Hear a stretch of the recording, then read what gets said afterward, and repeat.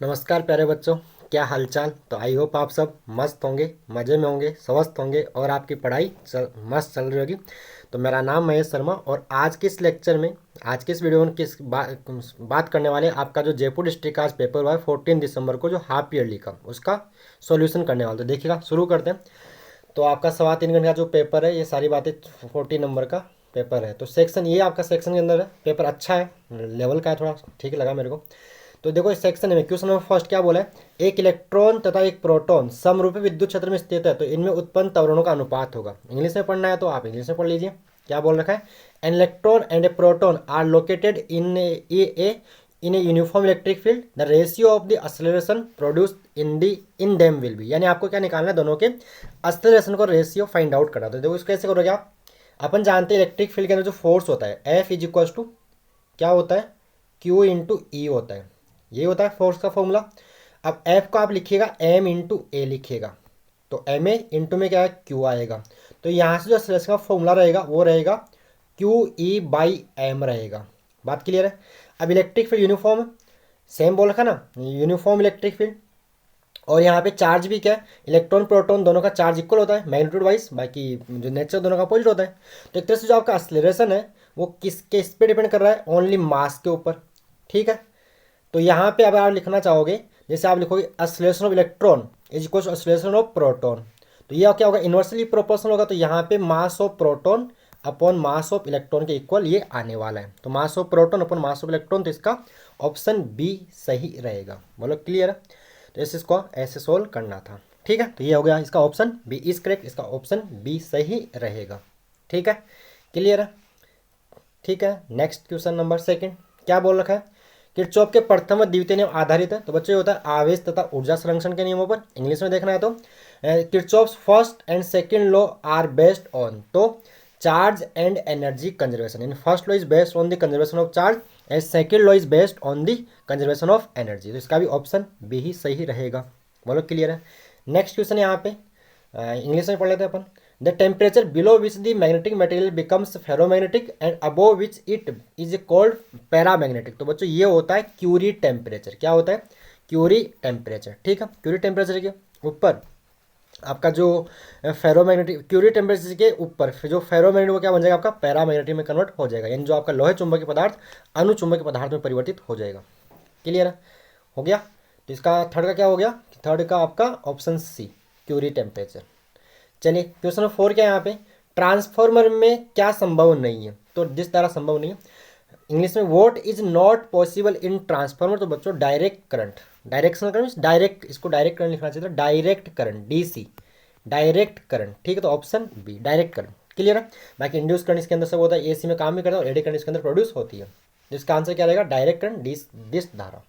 चलिए आगे question number 5 क्या बोल रखा है, क्वेश्चन नंबर 5 आपका इलेक्ट्रोमैग्नेटिक स्पेक्ट्रम का क्वेश्चन है। क्या बोला है, इंग्लिश में पढ़ लेते हैं, हिंदी पढ़े इंग्लिश में। If lambda M lambda V, यहाँ पे लेमडा वी है, लेमडा वी लिखा हुआ, लेमडा वी। ठीक है, if lambda M lambda V and lambda M express the wavelength of visible light, X-ray and microwave respectively, then तो क्या होता है। तो बच्चों ये स्पेक्ट्रम आपको याद ही करवा देते हैं। स्पेक्ट्रम क्या होता है, इलेक्ट्रोमैग्नेटिक स्पेक्ट्रम याद होगा आपको। फर्स्ट होती है जो याद कर, रेडियो वेव, फिर क्या होती है आपकी माइक्रोवेव, फिर क्या होती है इंफ्रारेड, फिर क्या होती है लाइट, फिर क्या होती है यूवी रेज, फिर क्या होती है एक्सरे, फिर क्या होती है गामा रेज। ऐसा ही होता है। इसको याद करने ट्रिक पता होगी आपको वैसे तो, radio, Mirchi, I love you, xerox gun, ऐसे ही है। इसका याद कर लिया, radio, micro, infrared, light, UV rays, gamma rays, sorry X rays and gamma rays. तो यहाँ से radio, Mirchi, I love you, xerox, इसको आप याद कर सकते हो। रेडियो मतलब आपकी हिंदी में तो रेडियो तरंगे, सूक्ष्म तरंगे, अवरक्त तरंगे, प्रकाश, पराबैंगनी, एक्स किरण, गामा किरण। होता क्या है, इधर जाने पर जो वेवलेंथ है बच्चों वो डिक्रीज होती है, और जो फ्रीक्वेंसी है वो क्या होती है, या फ्रीक्वेंसी को एफ से दिखा जाए न्यू से, वो क्या होती है, इंक्रीज होती है। और जो एनर्जी होती है वो भी क्या होती है, इंक्रीज होती है। क्योंकि ई का जो फॉर्मूला होता है वो एच न्यू बोल दो या आप एच एफ बोल दो, अगर न्यू का आप एफ बोल तो एफ बोल सकते हैं। तो ठीक है, तो सबसे अगर मैं बात करूं तो सबसे ज़्यादा जो, अगर मैं यहाँ पे लेमडा एम माइक्रोवेव की वेवलेंथ सबसे ज़्यादा होगी। उसके बाद यहाँ पे जो दिया लाइट की, तो उसके बाद लाइट की होगी, विजिबल लाइट की। और सबसे जो कम वेवलेंथ होगी वो बच्चों होगी आपकी किसकी होगी, एक्स रे की होगी, किसकी होगी, एक्स रे की होगी। ठीक है, तो ये ऑर्डर रहेगा। ठीक है ना भाई, माइक्रोवेव सबसे ज़्यादा, उसके बाद लाइट की और उसके बाद एक्सरे की। तो यहाँ पे जो करेक्ट ऑप्शन रहने वाला है वो रहेगा आपका lambda M, in option B, lambda M, lambda V और लेमडा एक्स, इसका करेक्ट ऑप्शन रहेगा। तो ऑप्शन बी इज करेक्ट। बोलो क्लियर है, हो गया। इस ट्रिक आपको बता दिया कि रेडियो से अगर आप एक्सरे की ओर जाओगे तो वेवलेंथ डिक्रीज होती है, फ्रीक्वेंसी इंक्रीज होती है। ट्रिक याद करनी बता दी मैं आपको, radio Mirchi, I love you, xerox concise को आप याद कर सकते हो। चलिए आगे, क्वेश्चन नंबर 6 यहाँ पे बोल रखा है, if phi denotes work function then the formula of threshold wavelength is. यानी आपसे क्या पूछ रहा है, थ्रियोसोल्ड वेवलेंथ पूछना चाह रहा है। तो आपको वर्क फंक्शन ऑफ फॉर्मूला अपन क्लास में बोलते हैं phi naught is equal to h nu naught बोलते हैं, ऐसा ही बोलते हैं। अब यहाँ पे वर्क फंक्शन को ये फाई से दिखा रहे तो कोई दिक्कत नहीं, तो यहाँ पे लिखिए फाई नोट क्या रहेगा, S C by lambda naught. कैसे हुआ, क्योंकि न्यू नोट क्या होता है, सी बाई न्यू क्या होता है, सी बाई लेमडा, तो इसको आप लेमडा नोट बोलेगा थ्रियोसोल्ड फ्रीक्वेंसी के लिए। तो यहाँ से थ्रियोसोल्ड फ्रीक्वेंसी क्या आएगी, S C by phi naught, लेकिन यहाँ फाई नोट की जगह फाई लिखा हुआ है, तो आपका ऑप्शन डी इज करेक्ट। ठीक है, सिंपल सा formula question, formula based question था। आगे नेक्स्ट क्वेश्चन नंबर 7 आपसे यूनिट पूछे, यूनिट ऑफ रिएक्टेंस। तो बच्चों ये reactance is the type of resistance, तो रेजिस्टेंस यूनिट क्या होती है, ओम, तो इसका मात्रा क्या होगा, ओम यूनिट। ठीक है, तो ओम, क्लियर है। आगे क्वेश्चन नंबर 8 क्या बोल रहा है, 1H1 एंड 13 एल्यूमिनियम 27। ठीक है, ना भी कोई घनत्व का अनुपात, मतलब the ratio of densities of nucleus 1H1 and 13 aluminium 27 etch. तो बच्चों जो डेंसिटी होती है वो आपकी मास नंबर पे डिपेंड नहीं करती है। ठीक है, इंडिपेंडेंट है, तो रेशियो क्या रहेगा, 1:1 रहेगा। तो इसका आंसर क्या रहेगा, 1:1। ठीक है, आप इसको 1/3 मत करना, वो रेडियस का रेशियो रहेगा। ठीक है, तो ये डेंसिटीज क्या होती है, डेंसिटी मास नंबर पर डिपेंड नहीं करती है, तो इसका 1:1 ही आंसर रहेगा। Density does not depend on the mass number of nucleus. Clear, तो ये आपके हो गए 8 क्वेश्चन ऑब्जेक्टिव। आगे अब चलते हैं सेक्शन बी के अंदर। सेक्शन बी में तो क्या कर रखा है, सेक्शन बी में आपसे बोल रहा है वेस्टर्न क्या, write the principle of Wheatstone bridge. तो बताइए क्या होती है, P by Q is equal to R by S. And आगे बोला है write the condition for Wheatstone bridge to be most sensitive. तो बच्चों इनकी जो ये मतलब इनकी जो ये सेम जो पी क्यू आर है, सेम इनकी मतलब सेम ऑर्डर में होने चाहिएगा। ठीक है, तो इसका होगा प्रिंसिपल होगा P by Q equal to R by S. आगे क्वेश्चन नंबर 10, तो क्वेश्चन नंबर 10 क्या है, ये साहब बोल रहा है कि 1 मिनट, हाँ तो चलिए देखिए क्वेश्चन नंबर 10 क्या बोल रहा है कि write down formula showing the relationship between magnetic field B, magnetizing field H and magnetic field intensity I. तो बच्चों ये फॉर्मूला होगा सीधा सीधा बी इज इक्वल टू होता है बच्चों mu naught is equal to H plus I. ये सीधा सीधा आपका फॉर्मूला, ये आपके बोर्ड एग्जाम के लिए इंपॉर्टेंट है कि ये जो आपकी जो विभिन्न जो आपकी वेरियस जो आपकी जो मैग्नेटिक क्वांटिटीज है उनके बीच में रिलेशन। तो बी इक्वल टू ये रहेगा mu naught into H plus I. ठीक है, ये हो गया इसका आंसर। क्लियर, किसका, क्वेश्चन नंबर 10 का। आगे बात करते हैं क्वेश्चन नंबर 11, क्या बोल रखा है, हिंदी में आप पढ़ ही लोगे। एक current 0.5 ampere is flowing in a circular loop of radius 5 centimetre, calculate the magnetic field at the centre of the loop. सीधा सा क्वेश्चन है, आपको क्या देखा, रेडियस गिवन है 5 सेंटीमीटर और करंट गिवन है 0.5 एम्पियर। तो बच्चों क्या होता है कि आपके पास एक सर्कुल, एक मिनट, कि आपके पास एक क्या है, सर्कुलर लूप मान लीजिए आप, अगर इसका रेडियस आर है, इसमें आई करंट फ्लो कर रहा है, तो इसके सेंटर पे जो मैग्नेटिक फील्ड की वैल्यू होती है बच्चों वो होती है mu not I upon 2r, यही होता है। तो आपको करना क्या है यहाँ पे, बी इज इक्वल टू मैं यहाँ लिख रहा हूँ, म्यू नॉट की वैल्यू रखिए 4 पाई इंटू 10⁻⁷, आई की वैल्यू कितनी गिवन है 0.5 एम्पियर, ये गिवन है। तो यहाँ लिखिए आप 0.5 एम्पियर अपॉन में 2r, आर 5 सेंट में, तो 5 इंटू 10⁻⁻² कर लो। इसको आप सोल्व करोगे बच्चों तो आपका मिल जाएगा ये 2 से यहाँ पे कितना मिलेगा, 2 से 2 कैंसिल आउट, तो यहाँ पे 2 पाई आ जाएगा। एक तो 2 पाई इंटू में पॉइंट की बात करें तो यहाँ 5 10 टू दी यानी 2 पाई इंटू 10⁻⁻⁶ रहेगा। 2 पाई बच्चों होता है 6.28, तो 6.28 इंटू 10⁻⁻⁶ टेस्ला इसका आंसर रहेगा बी इज इक्वल टू। ठीक है, सोल्व कर लोगे तो कितना आएगा 6.28, आप सोल्व करना 2 इंटू पाई 3.14 रखे, तो इसका आंसर रहेगा 6.28 इंटू 10⁻⁶ टेस्ला इसका आंसर रहेगा।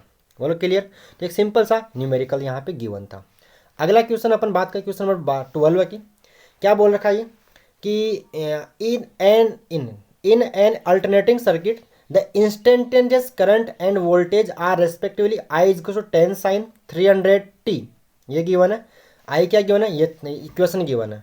और क्या बोल रखा है, and v is equal to 200 sine 300t plus pi by 3 volt. Find the average power consume in this circuit. तो जो सीधा सा क्वेश्चन है यहाँ पे, देखो यहाँ पे गिवन है, ये देखो यहाँ से अगर मैं कंपेयर करूँ, जो आपका इक्वेशन होता है I is equal to I naught sine omega T, इसको आई एम भी बोल देते हैं, मैक्सिमम करंट यहाँ जो होता है। तो आपको मैक्सिमम करंट कितना गिवन है 10 ampere, maximum voltage peak value of voltage या कितना गिवन है 200 वोल्ट गिवन है। और इनके भी जो फेज डिफरेंस है 5, वो क्या गिवन है पाई बाई 3। ये गिवन है सारी बातें। तो आपको क्या करना है, फॉर्मूला अप्लाई करना है। तो एवरेज पावर का जो फॉर्मूला होता है वो होता है वैसे वी आर एम एस, एक मिनट, एवरेज पावर का जो फॉर्मूला होता है वो होता है वी आर एम एस, ठीक है, आई आर एम एस, थोड़ा लिखने में दिक्कत हो रही है, इंटू में कॉस फाई, यही होता है। अब वी आर एम एस नहीं किया ना, यहाँ से आप इसको वी आर एम एस को लिख दो V M by root two, I R M S को आप लिख दो I M by root two, और साथ में क्या रहेगा कोस फाई रहेगा। अब वी एम कहाँ से मिलेगा, तो बच्चों ये रहा वी एम 200 और ये रहा I am peak value of current. तो यहाँ आप लिखोगे इसको 200 और नीचे रूट टू टू हो जाएगा, आई एम 10 हो जाएगा, और कोस फाई, तो फाई है यहाँ पे पाई बाई 3 रहेगा। जब इसको सोल्व करोगे तो देखो ये 100 हो जाएगा, 100 इंटू 10, और कोस पाई बाई 3 होता है 1/2। इसको आप सोल्व कर लीजिए, ये 10 हो गया। तो सोल्व करने में आंसर आएगा 500 वाट। क्या आएगा 500 वाट इसका आंसर रहेगा, ठीक है। V R M S I R M S into cos phi, phi given ये, और यहाँ से आई एम और ये वी एम आपका पीक वैल्यू आई नोट से आप दिखाते होंगे। क्लियर था, हो गया। अब आगे चलते हैं क्वेश्चन नंबर 13 में। 13 क्या देखिए, ये बोल रखा है find the, question 13, find the refractive index of an equilateral glass prism whose minimum deviation angle is 60 degree. यानी आपको angle of minimum deviation given है और इक्विलैटरल ग्लास प्रिज्म है। इक्विलैटरल ग्लास प्रिज्म है, यानी आपको प्रिज्म एंगल क्या दे दिया, जो ए होता है ए की वैल्यू गिवन आपको 60 डिग्री दे दी है, और जो minimum angle of deviation delta M भी आपको क्या दे दिया 60 डिग्री दे दिया। तो जो रिफ्रैक्टिव इंडेक्स का जो फॉर्मूला होता है वो क्या होता है, N is equal to sine A plus delta M by 2 upon में साइन ए बाई 2 होता है। सारी वैल्यूज पुट करेंगे तो देखो यहाँ पे साइन, यहाँ लिखोगे 60 प्लस 60 बाई 2 अपॉन में साइन 60 बाई 2 करोगे। तो एक तरह से ये पूरा आप देख लो एक बार, इसको मैं यहाँ से हटाने वाला हूँ। ऊपर 60 प्लस 60 120 बाई 2 यानी 60 आ जाएगा, और नीचे साइन 30 हो जाएगा। तो एन जो आपका फाइनल रहने वाला है इसके बाद वो रहेगा साइन 60 अपॉन साइन 30 रहेगा। साइन 60 क्या होता है √3/2, और साइन 30 क्या होता है 1/2, 2 से 2 कैंसिल आउट हो जाएगा। तो जो रिफ्रैक्टिव इंडेक्स आएगा बच्चों वो आएगा √3 आएगा। कितना आएगा √3 इसका आंसर रहेगा। क्या रहेगा इसका आंसर √3 रहेगा। क्लियर है। तो ये हो गया आपका refractive index of prism metal. आपको इसमें फॉर्मूला याद रहना चाहिए था। आगे हम बात करते हैं नेक्स्ट क्वेश्चन यहाँ पे, what is the relation between path difference and phase difference between two waves in constructive interference. तो सीधा सा फॉर्मूला आपको याद होना चाहिए था। फॉर्मूला पूछ रहे हैं यहाँ पे राइट, अब चाहे डिस्ट्रक्टिव हो चाहे कंस्ट्रक्टिव फॉर्मूला क्या रहेगा, इसको ऐसे याद रखते हैं delta phi is equal to K into delta X याद कर लीजिए। वेर के क्या होता है, के होता है 2 पाई बाई लेमडा इंटू में डेल्टा एक्स रहेगा। बस आपको ये लिख के आना, या आपको वर्ड्स में डिफाइन करना है। तो phase difference is equal to 2 pi by lambda into path difference होता है, where lambda is the wavelength of wave, light wave. Clear, ये हो गया इसका आंसर। ठीक है, आगे बात करते हैं नेक्स्ट क्वेश्चन नंबर 15 यहाँ पे बोल रहा है write the formula to find the radius of nth orbit for hydrogen atom in Niels Bohr atomic model. यानी आपसे क्या पूछा है, रेडियस का फॉर्मूला पूछा है, त्रिज्या का सूत्र पूछ रहा है आपसे। तो सीधा सा ये फॉर्मूला होता है, आप इसको केमिस्ट्री पढ़ा होगा, R N is equal radius of nth orbit वो होती है 0.529 एन स्क्वायर जेड एंगस्ट्रोम। ठीक है, N square Z angstrom 0.529 N square Z angstrom इसका फॉर्मूला रहता है। ये आपको लिख के आना है। इसको अगर आप बस ये वो तो कोई दिक्कत नहीं है। तो 0.529 N square Z angstrom, where N is the number of orbit and Z is the atomic number होता है वैसे। तो हाइड्रोजन एटम की बात है तो हाइड्रोजन एटम के लिए जेड की वैल्यू 1 हो जाएगी। तो क्या आ जाएगा 0.529 एन स्क्वायर रह जाएगा। जेड की वैल्यू भाई हाइड्रोजन एटम है तो हाइड्रोजन का एटॉमिक नंबर क्या होता है 1 होता है, तो 0.529 इंटू एन स्क्वायर एंगस्ट्रॉम इसका फॉर्मूला रह जाएगा। बोलो क्लियर है। चलिए नेक्स्ट क्वेश्चन यहाँ पे सेक्शन सी में आ गए अपन, ये आपके 1 मार्क्स क्वेश्चन हो गए। सेक्शन सी में राइट बायोसाउट लॉ, आपको बायोसाउट लॉ बताना था जो आपका DB is equal to mu naught upon 4 pi IDL sine theta upon R square होता है। और उसके बाद क्या बोल रहे हैं, derive the expression for the magnetic field intensity on the axis of a current carrying circular current carrying coil. जो ये वाला डेरिवेशन आपका आता था बी इज इक्वल टू कौन सा, mu naught N I R square upon 2 R square plus X square की power 3/2 वाला डेरिवेशन आपको यहाँ पे ड्राइव करके आना था। ठीक है, तो आपके डेरिवेशन तो आप इसी आपके नोट्स में देखिएगा, यहाँ पॉसिबल नहीं हो पाएगा, थोड़ा स्क्रीन के ऊपर। क्लियर है, कर लोगे ये वाला। उसके बाद क्वेश्चन नंबर 18 यहाँ पे 30 का क्वेश्चन है। क्या बोल रखा है कि आपको write following law related to EMI, EMI यानी इलेक्ट्रोमैग्नेटिक इंडक्शन इन ब्रीफ, यानी फर्स्ट पूछा है फेराडेज लॉ को डिफाइन करना है एंड सेकंड लेंज लॉ। इसी के साथ एक न्यूमेरिकल अटैच हो रहा है। क्या बोल रहा है, the magnetic flux passing through a coil decreases from 12 into 10⁻³ weber to 6 into 10⁻³ weber in 0.01 second, find the induced electromotive force. तो सीधा फॉर्मूला बेस्ड क्वेश्चन आपका क्या लगाना है, आपको E इज इक्वल टू लगाना है delta phi by delta T.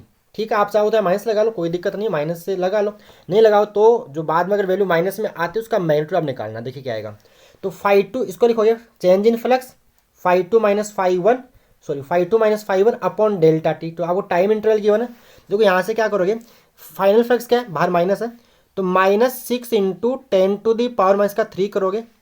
फिर मैं ये लिख रहा हूँ नीचे -12 इंटू 10⁻³ करोगे, और टाइम कितना है 0.01 आ रहा है।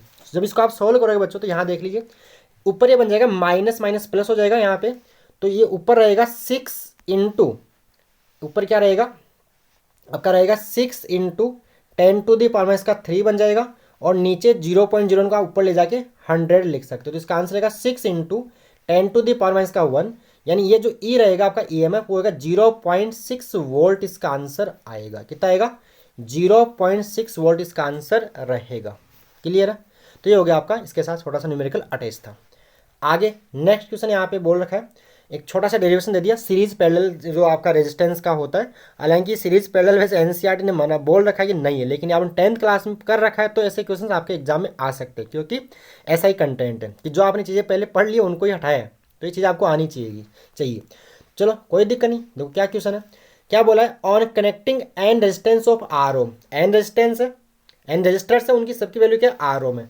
फर्स्ट इन सीरीज यानी पहले सीरीज में कनेक्ट कर रहा है, and then in parallel if the equivalent resistance R S and R P respectively then क्या प्रूव करना आपको, R S minus R P equal to ये आपका आएगा प्रूव करना। तो बच्चों आपको पता होना चाहिए अगर एन रेजिस्टेंस है वो सीरीज में कनेक्ट है तो उनका जो फॉर्मूला जो इक्विवेलेंट रेजिस्टेंस आता है वो क्या आता है एन इंटू आर आएगा। भाई देखो सीरीज में फॉर्मूला क्या होता है R1 plus R2 plus R3 plus R4 ये रहेगा। अब मान लो सारे की वैल्यू जैसे सारे क्या है इक्वल है, R1 is equal to R2, सारे आर किसके इक्वल है, सारे के सारे किसके इक्वल है आर के इक्वल है। ठीक है, तो R plus R N time add करना तो क्या एन आर हो जाएगा, क्या होगा आपका जो आर एस क्या हो जाएगा एन इंटू में आर रहेगा एन आर। ऐसे जो आर पी रहेगा, मैं दोबारा लिखता हूँ इसको, सीरीज में जो इक्विवेलेंट रहेगा वो क्या रहेगा एन इंटू कैपिटल आर।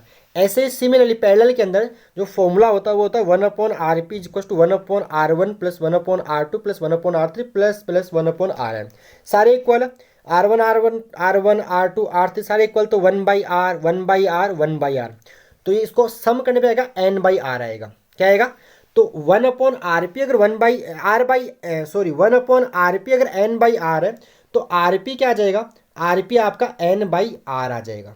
ठीक है, मैंने उल्टा लिख दिया एक बार, आर एस आपका क्या रहेगा एन इंटू आर रहेगा, और जो आर पी रहेगा आपका वो बन जाएगा अब आर बाई एन बन जाएगा, आर बाई एन बन जाएगा। अब आपको निकालना क्या, फाइंड आउट क्या करना है, R S minus R P find out करना। तो क्या करना आप N R minus R by N करो, यहाँ से आर आप कॉमन लोगे तो एन माइनस 1/n आएगा। अब एलसीएम लोगे तो बच्चों अंदर बन जाएगा n² - 1 बाई एन और इनटू में आपका आर आ जाएगा।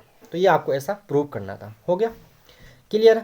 नेक्स्ट क्वेश्चन यहाँ पे ये पूछ रहा है क्वेश्चन नंबर 20 कि write to difference between constructive and destructive interference. तो बच्चों देखो क्या होता है, जो कंस्ट्रक्टिव इंटरफेरेंस है उसमें आपका फेज डिफरेंस क्या होता है 2n पाई होगा, और उसमें आपका फेज डिफरेंस क्या होगा डिस्ट्रक्टिव में 2n माइनस 1 पाई हो जाएगा।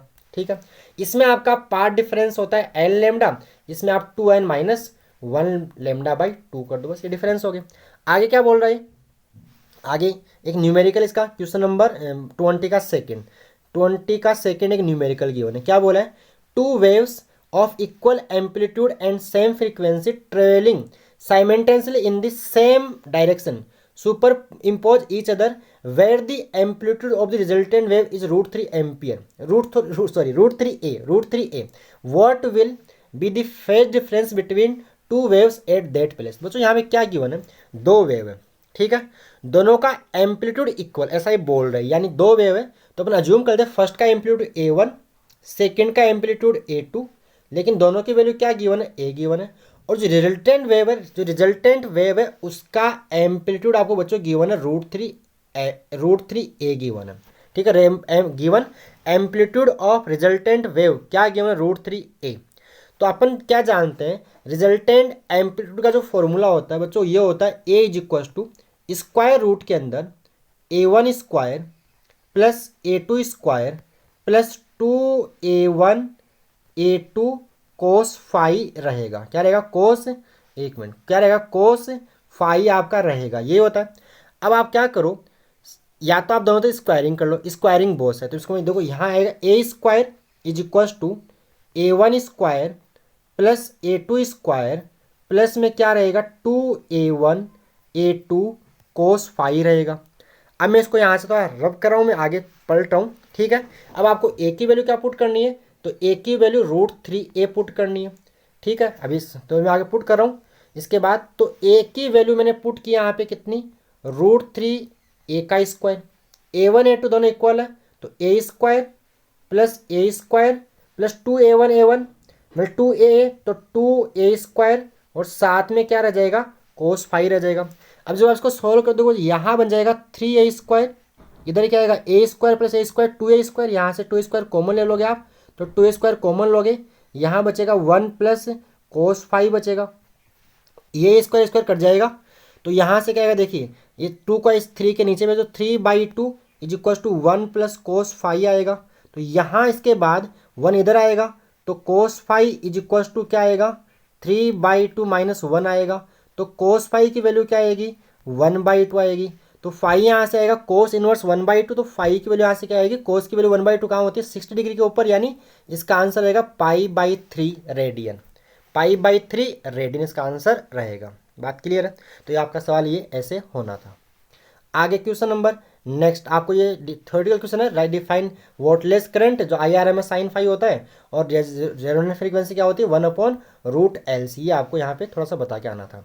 नेक्स्ट क्वेश्चन नंबर 22 यहाँ पे क्या गिवन है, आइंस्टाइन का प्रकाश विद्युत समीकरण यानी right Einstein's photo electric equation. तो क्या होता है ये E is equal to φ0 plus kmax रहेगा। अब आप E को क्या बोल दो h न्यू, φ0 क्या होता है φ0 क्या रहेगा h/0 प्लस kmax लिख दो, बस एक नंबर के लिए बहुत। और आगे लिखो तो इसको आप जो स्टॉपिंग पोटेंशियल उस फॉर्म में राइट कर सकते हो, कैसे h nu is equal to h/0 plus ये इसको आप EV0 बोल दो। ये EV0 क्या होता है stopping potential, cut in voltage को बोलते थे। हो गया आइंस्टाइन साहब का Einstein photo electric equation, board के लिए भी इंपॉर्टेंट रहता है, आ सकता है और आता रहता है, यानी पेपर अच्छा है, ऐसे क्वेश्चन बोर्ड में भी आते हैं इसी लेवल के। 22 का बी क्वेश्चन क्या देखो, 100 वोल्ट के इलेक्ट्रॉन विभवांतर तरंग किस इलेक्ट्रॉन की डे ब्रोगली तरंग दे, इंग्लिश में पढ़ता है।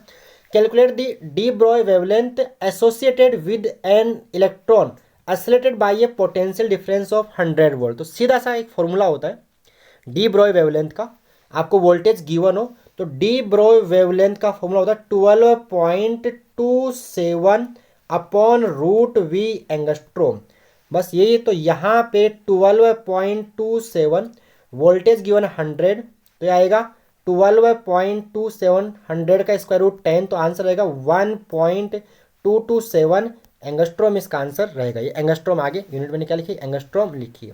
तो ये क्वेश्चन अच्छा है कि ये क्वेश्चन आपका बोर्ड में भी हर बार रिपीट रहता है। यहाँ पे वोल्टेज कभी 100 देगा, कभी 10⁴ देगा, ऐसा देगा। तो ये आप याद ही कर लीजिए। डी ब्रॉय वेवलेंथ का फॉर्मूला क्या होता है इलेक्ट्रॉन के लिए, for electron 12.27/√V angstrom. Clear. तो ये हो गया इसका आंसर। आगे आते हैं, नेक्स्ट क्वेश्चन आपका सेक्शन नंबर डी आ गया। सेक्शन डी के अंदर सारे बड़े क्वेश्चन है। यहाँ आपको डेरिवेशन से ये आपका हो गया कंपाउंड माइक्रोस्कोप, जो आपको बताते हैं, ये बोर्ड के लिए भी इंपॉर्टेंट रहता आता रहता है। ठीक है। इसके और में यह आपका डेफिनेशन है, तो ये आप डेफिनेशन वगैरह नोट से करोगे। यहाँ आपको डेरिवेशन करना कौन सा, N2/V minus N1/U is equal to N2 minus N1/R, किसमें, इसके और में। ये आपको ये वाला डेरिवेशन आपके ये बताना है यहाँ पे। तो ये आपके नोट्स में आपको मिलेगा, यहाँ पॉसिबल नहीं हो पाएगा। आगे यहाँ पे ये भी, ये दोनों क्वेश्चन बोर्ड के लिए इंपॉर्टेंट रहते हैं। ये दोनों में से कोई सा एक बोर्ड में भी आता रहता है, तो इनको भी आप ढंग से तय करना कि रेक्टिफायर क्या होता है, और आपका जो फुल वेव रेक्टिफायर है उसकी वर्किंग वगैरह आपको वर्किंग बता ली है, और इसके जो इनपुट और जो आउटपुट वेव फॉर्म है उनको, और इसको आपको जो फिल्टर सर्किट लास्ट में होता है जो, उसको भी आपको यहाँ ब्रीफली एक्सप्लेन करना था। और यहाँ पीएन जंक्शन डायोड इसके और के अंदर, और आके इसके जो फॉरवर्ड बायसिंग जो जंक्शन जिसके करेक्टरिस्टिक कर्व वो आपको यहाँ पे बनाने होंगे। तो ये हो गए करेक्टरिस्टिक कर्व। क्लियर है। तो ये भी बोर्ड के लिए, ये बोर्ड के लिए भी इंपॉर्टेंट रहते हैं ऐसे वाले क्वेश्चन, अच्छे तरह से आपको इनको करना। आगे क्वेश्चन नंबर 25 है। 25 आपको इसमें भी और में, तो एक तो यहाँ पे देखो फर्स्ट डेरिवेशन है, find out expression for electric field intensity at FC का due to an electric dipole निरक्स पर। तो FC, अच्छा ठीक है, FC का क्यों बोला इसको, ऑर्डिनेट बोलना चाहिए था, कोई दिक्कत नहीं। मतलब आपको ये इसका जो इक्वेटोरियल लाइन है ना, कहाँ पे निकालना है, इसकी जो इक्वेटोरियल, जैसे आपका डाइपोल हो गया -Q और यहाँ पे +Q, यहाँ पे जो इक्वेटोरियल लाइन पे जो इलेक्ट्रिक फील्ड क्या होता है, E is equal to KP/R³ वाला डेरिवेशन आपको यहाँ पे करना था। ठीक है। उसके बाद इसी के साथ एक न्यूमेरिकल अटैच कर दिया छोटा सा। क्वेश्चन नंबर से इसी का 25 का बी क्या बोला है, four capacitors are connected as diagram, इस डायग्राम के according find out equivalent capacitance between point X and Y। तो देखिए इसका क्या करना है आपको, ये आपको डायग्राम क्यों है, आपको लग रहा होगा सीरीज है, ये सीरीज नहीं है, ये आपको बेवकूफ़ बना रखा है। इनको ये वायर प्रॉब्लम होती है, क्या होती है, वायर प्रॉब्लम, तार बार बांध दिया। ठीक है। तो क्या करो, इसको अपन करेंगे वोल्टेज मेथड से। क्या करो, देखो बच्चों, ये आप यहाँ का वोल्टेज व्यू जूम कर लो। ठीक है। और यहाँ का 0, मतलब क्या है, ऐसे आप इमेजनरी इसमें बैटरी ऐड कर लो। ऐसे क्या कर लीजिए, आप इसके पैरेलल में एक ऐसे इमेजनरी बैटरी अटैच कर लो, प्लस और माइनस। यहाँ वोल्टेज आप 0 मान लो, और यहाँ वोल्टेज क्या मान लो, V मान लो। अब क्या करोगे, यहाँ देखो ये बीच में आ गया कैपेसिटर, तो यहाँ पे V वोल्टेज नहीं पहुँचने वाला, इस जगह V वोल्टेज नहीं पहुँचने वाला, लेकिन ये वायर के थ्रू यहाँ पे वोल्टेज इस जगह V आ जाएगा। अब ये 0 भी इसकी वजह से यहाँ B पर नहीं आ पाएगा। तो यहाँ क्या करो, आप यहाँ का वोल्टेज X अज्यूम कर लो। अभी जो X है ना, इस वायर के थ्रू यहाँ बीच में कुछ नहीं है, कुछ नहीं है यहाँ पे, मतलब कुछ यहाँ पे कोई बाधा नहीं है, मतलब इसके रुकावट, रास्ते में कोई रुकावट नहीं है, कोई बीच में कोई शेर वेर नहीं आ रहा है, कोई नार वार नहीं आ रहा है। ठीक है। तो यहाँ पे ये यहाँ तक पहुँच जाएगा X वोल्ट। बात क्लियर है। अब ध्यान से भी देखोगे ना, आप ध्यान से देखोगे ना, ये जो ना 2 माइक्रो, ये यहाँ वोल्टेज भी, यानी ये भी V और X के बीच में, कौन सा, ये वाला V और X के बीच में, ये वाला भी V और X के में मैं बात कर रहा हूँ पोटेंशियल डिफरेंस की, और ये वाला भी V और X के बीच में, यानी इन तीनों के जो एक्रॉस वोल्टेज जो पोटेंशियल डिफरेंस सेम है, और जहाँ पोटेंशियल डिफरेंस सेम होता है वो बनता है पैरेलल कॉम्बिनेशन। तो आपका जो शुरू के 2, 3, 5 ये तो आएंगे पैरेलल में, और ये इसके साथ सीरीज में अटैच रहेगा। डायग्राम गंदा कर दिया, दोबारा समझाते हैं। यानी यहाँ वोल्टेज V मान लिया, यहाँ V रहेगा, यहाँ X अज्यूम कर लिया, यहाँ 0, और यहाँ पे भी, तो ये यहाँ X रहेगा, तो ये V और X के बीच में, ये V माइनस एक्स डिफरेंस की बात कर रहा हूँ, और ये भी V माइनस एक्स, ये भी V माइनस एक्स के बीच में। तो क्या होगा, आपको शुरू के 3 है, कौन सा, 2, 3 और 5, यानी ये तीनों रहेंगे पैरेलल के अंदर, यानी इनका डायग्राम ऐसा बनेगा। और इसके साथ जो 10 है वो किस में आएगा, सीरीज में। तो 2, 3, 5 आ गए पैरेलल में, तो इनका पैरेलल में कितना हो जाएगा, 2, 3 और 5 का, मतलब equivalent capacitance of 2 microfarad, 3 microfarad and 5 microfarad will be 10 microfarad, because ये किसमें, पैरेलल में। और पैरेलल फॉर्मूला क्या होता है कैपेसिटेंस का, C1 + C2 + C3, तो ऐड हो जाएगा। तो इनका कितना होगा, 10 और आगे 10।